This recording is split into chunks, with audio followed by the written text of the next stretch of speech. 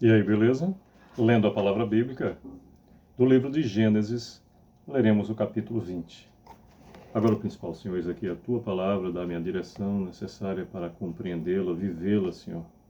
E que eu e minha família possamos ser instrumento do Senhor, de um modo direto ou indireto, para que ela chegue a mais pessoas, se assim for sua vontade. E desde já eu agradeço essa oportunidade que o Senhor nos dá. Em nome do teu Filho unigênito, Salvador nosso. Bem, temos no 20º capítulo 18 versículos, diz do versículo 1 em diante. Partindo Abraão dali para a terra de Neguebe, habitou em Cádiz e Sur, e morou em Gerar.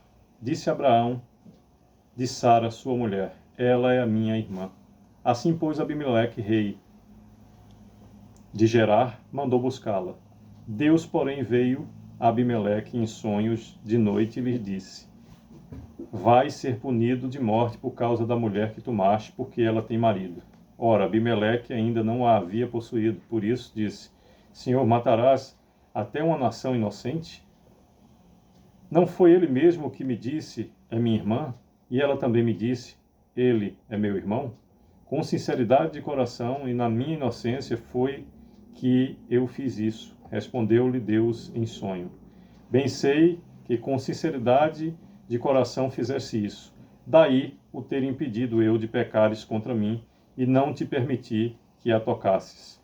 Agora, pois, restitui a mulher a seu marido, pois ele é profeta, e intercederá por ti e viverás. Se, porém, não lá restituíres, sabe que certamente morrerás tu e tudo o que é teu. Levantou-se Abimeleque de madrugada e chamou todos os seus servos e lhes contou todas essas coisas, e os homens ficaram muito atemorizados. Então chamou Abimeleque a Abraão e lhe disse: que é isso que nos fizeste? Em que pequei eu contra ti para trazeres tamanho pecado sobre mim e sobre o meu reino? Se tu me fizeste o que não se deve fazer, tu me fizeste o que não se deve fazer. Repetindo o 9º versículo. Então chamou Abimeleque a Abraão e disse: que é isso que nos fizeste? Em que pequei eu contra ti para trazeres tamanho pecado sobre mim e sobre o meu reino? Tu me fizeste o que não se deve fazer. Disse mais Abimeleque a Abraão: que estavas pensando para fazeres tal coisa? Respondeu Abraão: eu dizia comigo mesmo: certamente não há temor de Deus nesse lugar, e eles me matarão por causa da minha mulher. Por outro lado, ela de fato é também minha irmã, filha de meu pai e não de minha mãe, e veio a ser minha mulher. Quando Deus me fez andar errante da casa de meu pai, eu disse a ela: este favor me farás. Em todo lugar em que entrarmos, dirás a meu respeito: ele é meu irmão. Então Abimeleque tomou ovelhas e bois e servos e servas e os deu a Abraão e lhe restituiu a Sara, a sua mulher. Disse Abimeleque: a minha terra está diante de ti, habita onde melhor te parecer. E a Sara disse: dei 1000 siclos de pratas a teu irmão. Será isso compensação por tudo quanto se deu contigo, e perante todos serás justificada. E orando Abraão, sarou Deus Abimeleque, sua mulher e suas servas, de sorte que elas pudessem ter filhos. 18º e último versículo do capítulo 20 do livro de Gênesis nos diz: porque o Senhor havia tornado estéreis todas as mulheres da casa de Abimeleque por causa de Sara, mulher de Abraão.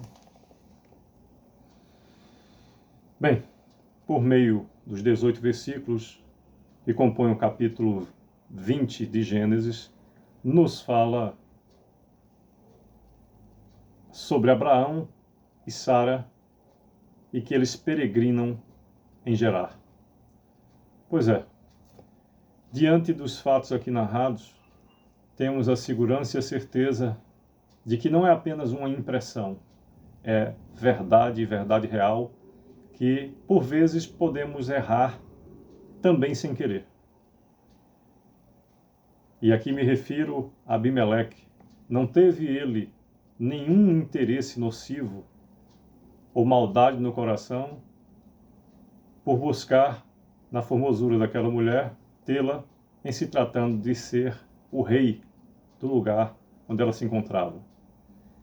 Portanto, não entrando na seara do procedimento de Abraão e de Sara, que não nos pertence julgar, mas analisando apenas o contexto de Abimeleque, podemos observar, às vezes, praticamos erros que não tivemos o interesse ou a intenção de praticar. Eu, quando menino, em meio a colegas no esporte, no futebol, disse uma palavra a um dos que estavam ali, sem nenhuma das intenções, sem sequer saber, contando uma outra circunstância, na forma de piada, e não sabia eu que aquele colega, em sua vida particular, tinha passado por uma situação parecida. Jamais imaginaria que aquela palavra o atingisse de um modo indireto. Ao saber disso, já estava em casa quando um primo me contou. E eu tive que parar o que estava fazendo. Nem evangélico era. E fui a uma distância de uns 45 minutos de pés para pedir desculpa a esse amigo por algo que eu fiz sem a intenção de feri-lo. Pois bem, que tenhamos a consciência que, independente de ser a nossa escolha quando erramos, bom é que venhamos a pedir desculpas. E se aquele com quem erramos não aceitar, será problema dele, mas a nossa parte foi feita. No meu caso, quando menino, nos tornamos ainda mais amigos. Que a boa ventura do Senhor nos dê a direção sobre o que fazer, até mesmo quando não tivermos a intenção de agir de modo errado, para que não pequemos também sem querer. Que Deus continue a nos abençoar e proteger o que desejo. Sucesso!